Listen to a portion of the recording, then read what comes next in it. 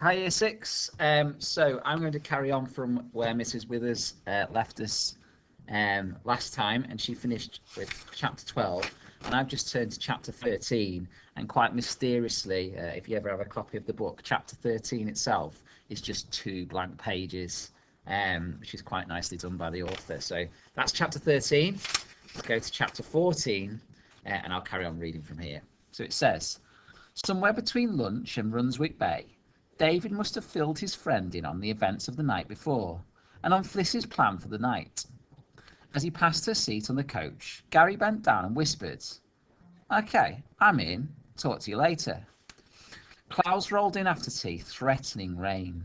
Team games on the beach were cancelled, and everybody went to their rooms to write up the day's activity. Each child was keeping a sort of log or diary of the visit in which points of interest were to be recorded. Fliss wrote for a while, then got up and looked out of the window. The old woman was there watching the hotel. Fliss resolved to ask Mrs. Wilkinson about her. She sat down again on a bunk, chewing the end of a pencil and reading through what she had written. Tuesday, Staithes, Runswick Bay. Nothing happened uncoached. Look at scenery. Staithes old-fashioned and sort of dark, with hills and cliffs all around. Mr. Hepworth told us about the headless ghost, but we didn't see it. We didn't see Captain Cook's shop either, because it is under the sea. Crab pots everywhere. I had an ice lolly and Mrs. Marriott took our photo. How do you spell excitement? Asked Mary from her perch on the top bunk. Why? What are you writing about? Mrs. Evans, I'm putting. There was a little bit of excitement when we thought Mrs. Evans had fallen off the cliff, but she'd only fallen behind, which was boring. You're not. I am. I wouldn't be you then. It's EXCITEMENT.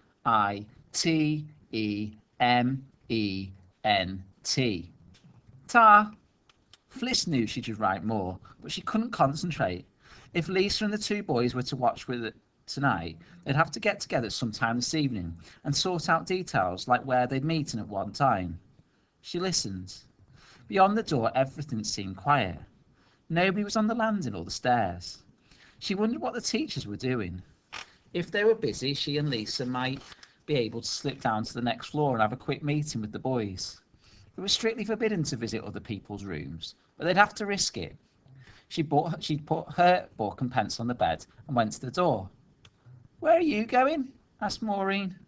Toilet, she lied, opening the door and looking out. The landing was deserted. She slipped out, closed the door and knocked on the door of room 11. Who is it? Samantha's voice. Fliss. Is Lisa there? Yeah, just a minute. Voices behind the door. Fliss glanced towards the cupboard. No number. Door 11 opened and Lisa looked out. Come on, whispered Fliss. Where? I'm halfway through my log. Trot's room. Make plans. Quiet. Oh, okay. They tipped down the stairs, listening for teachers. There was nobody on the landing below. Doors 7 and 8 were closed. Which is theirs? Hissed Lisa. 7. Watch the stairs while I'll knock. Lisa watched and listened. Fliss knocked. Who's there? It sounded like Gary's voice. Fliss, open up, quick. Footsteps approached the door. It opened a crack and an eye peered out. On your own, are you? Me and Lisa. Hurry up, come on. The door opened. Gary and David came out. Aren't we using your room? Fliss asked. No chance. Barry and Richard are in there. They'll know nothing about this. You'll have to be in the bathroom. They slipped into the bathroom and Gary pushed the door catch into place. We'll have to make it quick, he whispered. Someone's bound to want the toilet before long, and anyway, I haven't started my log yet. They made their plans swiftly. They would go to bed at 9 as normal and wait till their roommates fell asleep. That should be earlier than last night because they'd had a long, tiring walk. At 11:25 exactly, they'd get out of bed. They wouldn't dress for fear of waking somebody. They wouldn't leave their rooms and meet in the top floor bathroom, room 12, at 11:30. From there, they would be able to keep watch on the stair top, landing and cupboard. It would be impossible for anyone to reach the cupboard without being seen, and if anything odd happened to the door itself, like the number 13 suddenly appeared on it, they'd see that too. This settled, the four split up and returned to their rooms. It wasn't until Fliss was lying in bed at 9:30 listening to Mary and the twins that she realised nobody had thought about what they'd do if Ellie Mae did actually appear. She lay worrying about this and looking at her watch every minute or two as her roommates chattered on. Chapter 15. It was nearly 11 o'clock before the girls in the room 10 stopped talking and 3 of them fell asleep. Fliss lay absolutely still, listening to their breathing, and almost drifted off herself. When she realised what was happening, she shook her head, blinked rapidly, and looked at her watch. 23:20. 10 minutes to 0. Now that it was nearly time, she didn't fancy it one bit. The cold, dark landing. The door of the linen cupboard upon which the number 13 might at this very moment be materialising. The prospects of footfalls on the stairs. And I was the one who suggested it, she reminded herself. I must be crazy. Well, anyway, it was too late now. It was her plan and she was stuck with it. She squinted at her watch again. 23:27. 3 minutes to 0.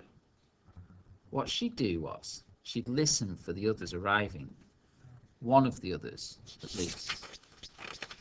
She didn't want to be the first. She knew that if she opened the door and found herself alone on the landing, just a metre or so from that creepy cupboard, she'd have the door shut and be back under the covers so quick her feet wouldn't touch the floor. Listen. A creak somewhere. Somewhere a tick. The house settling. 23:29. And no footsteps. Perhaps nobody will turn up. Maybe they've fallen asleep. I nearly did. And if they have, it's off. There's no way I'm watching alone. No way. Please, God, just let them be asleep. 0 hour. And listen. Somebody's coming. Somebody's right outside the door, breathing, waiting. And there goes a whisper. So there's 2 of them at least, and they're whispering about me, asking where I am. Asleep, that's where I am, so leave me. Let me sleep, that's 3 of you. You don't need me, do you? 23:31. 0 plus 1. They're listening at the door and they know you're not asleep. They can hear you breathing, looking at your watch. They can hear your heart. My idea, my plan, my own stupid fault, in other words. Okay, I'm coming. Here I come. She got out of bed, tiptoed across the sandy carpet and stood with her ear to the door, listening to the sounds of stealthy movement beyond. Behind her, the 3 girls slept on. She twisted the knob and eased the door open. It squeaked and somebody outside went shh. She looked across. 3 pale figures were watching her from the bathroom doorway. Where the heck you been? Hissed Lisa as Fliss joined them. We've been here ages. Sorry, I think I must have dropped off to sleep. Is anything happening? She looked towards the cupboard, but there was no number. Trot shook his head. Nothing yet. Look, let's get inside and close the door, except for a crack to look through. And no more talking, right? They stood on the cold plastic tiles, peering over one another's shoulders. The rain, which had threatened earlier, was now falling. Cloud hid the moon, so that the windows and the half landings gave almost no light. Fliss shivered, wishing she had her dressing gown and slippers, or better still, that she was still where they were, in a bedroom at home. Somewhere a clock chimed. What time's that? Whispered Gary. I forgot my flipping watch. Fliss looked at her. 23:45, 11:45. Good grief, is that all? Feels like we've been here forever. He withdrew from the doorway and walked up and down, hugging himself and shivering. Trot and Lisa drew back too, leaving Fliss to watch. Nothing happened. After a while, she said, Hey, how about somebody else take a turn here? I need to get warm too. I'll do it, volunteered Lisa. Fliss went and stood on one leg beside the bath, resting a cold foot on its rim in order to massage some warmth into it. After a while, she swapped over and rubbed the other foot. Presently, they heard distant chimes again. Midnight. They looked at one another and drifted towards the door. As they did so, Lisa let out a stifled cry and pointed. Look! They looked. The cupboard was room 13. Oh, wow, moaned Gary. It's real. I thought it was a dream, but it's really real. You scared then? Trot's words carried a challenge, but his voice came out a croak. I told you, didn't I, Briefless? I told you it wasn't a dream. Oh, Fliss, whimpered Lisa. Oh my God, what am I doing here? Fliss put an arm around her friend and squeezed. It's okay, Lisa, take it easy. It's just a dump door with a number on it, right? We don't have to go in there or anything. We don't even have to go near it, for goodness sake. She looked at the others. What now? Listen. Trot was watching the stairs. I think someone's coming. Oh no, Gary grabbed all his fingers into his mouth and stood gazing at the stair top and shaking his head.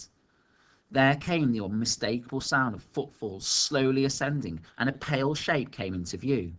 Trot grabbed Fliss's arm. It's Ellie Mae. Shh. But shouldn't we try to stop her? Look where she's going, for heaven's sake. No. Fliss shook her head. She's asleep, I think. Sleepwalking. And you're not supposed to wake sleepwalkers. Let's just watch what happens and tell the teachers in the morning, right? Lisa looked at her. That was part of the plan, was it? Yes. It wasn't, of course. She hadn't even considered what they might do if events reached this stage. She only knew that she couldn't leave this bathroom right now to save her life. Hers, or anyone else's. They watched. Ellie Mae crossed the landing to the cupboard door and reached for the knob. She hesitated for a moment with her hand on it, then twisted and pushed. The watchers peered intently as the door swung inward, but from where they were, they couldn't see anything beyond its darkness. They watched Ellie Mae walk into the darkness and close the door. Phew! Gary moved from the door, shaking his head. I don't get it, Trot. What's she doing there? The other boy shrugged. I don't know, do I? Does anyone fancy having a look? Whispered Lisa. Gary looked at her. Do you? Lisa shook her head. I think we should just wait here till she comes out, said Fliss. They waited. 12:30 came and 1:45. They didn't take turns now, but huddled together, watching the door through eyes that burned while their feet grew numb. From time to time, faint sounds reached from beyond the door, sounds which might have made them shiver, even if they had not been cold. It was almost 1:15 when the noises ceased, and a few minutes after that when the door opened and Ellie Mae reappeared. They watched as she closed the door, crossing the landing and slipped away down the stairs. Well, breathed Gary. What now? I vote we go to get old Hepworth, said Trot, and let him have a look in that cupboard. No, Fliss shook her head. What if Ellie Mae wasn't sleepwalking at all? What if she's up to something in there? Something she shouldn't. We don't know, do we? If we fetch Mr. Hepworth, we could land her in serious trouble. Lisa gazed at her friend. Ellie Mae's always getting other kids into trouble, she said. I don't think we should worry too much about getting her into trouble. Gary nodded. I'm with Lisa, he said. Me too, growled Trot. There's something weird going on here, Fliss. We can't keep it to itself. Not when Ellie may be in danger. Fliss nodded. Okay, I wasn't suggesting we keep it to ourselves indefinitely, just till morning. I'll have a word with Ellie Mae before breakfast, tell her we saw her, ask her what she was doing. And then if she doesn't come up with a satisfactory explanation, we bring in the teachers. How's that sound? Gary shrugged. Sounds fair enough to me. Suppose it gives her a chance to explain. All right, said Lisa. Guess so, okay, sighed Trot. I'm too shattered to argue anyway. They left the bathroom and tiptoed away to their beds, but dawn was breaking over the sea before any one of them slept. Okay, children, I'll leave it there. We'll continue with chapter 16 tomorrow.